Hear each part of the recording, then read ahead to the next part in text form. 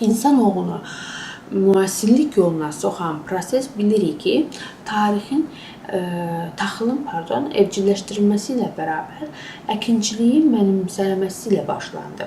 Bilirik ki, bu proses də təxminən 10.000 il öncəyə yaxın şərqdə baş verir və bunu da bir sadə bir formasını, pivənin sadə bir formasının meydana çıxmasını müşahidə etdi həmçinin. İlk sivilizasiyalar 5000 il sonra Mesopotamiyada və Misirdə örgütlü tarımla istehsal edilən bir taxıl artığı üzərinə qurulmuşlar. İki paralel mədəniyyətdə doğdular bunlar və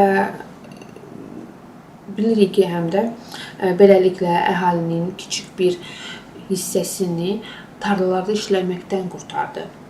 Əkinçiliyə keçiş, sistematik əkinçiliyə keçişdə və belə deyək, boş zamanı kəşf etdi insanlar. Bunu unutmamaq lazımdır. Biz daha çox bundan çox danışacağıq yenə də. Müxtəlif vaxtlarda, hətta Sümerləri danışarkən tarixin fərqli baxış açılarından bunu danışacağıq. Nəysə, insanlar beləliklə boş zamanı kəşf etdi.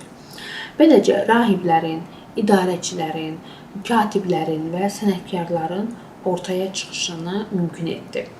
İqtisadiyyatın təməli olan taxıl, ücrətlərin və istehkakların ödənməsi üçün istifadə edildi. Çörək və pivə olaraq istifadə edildi.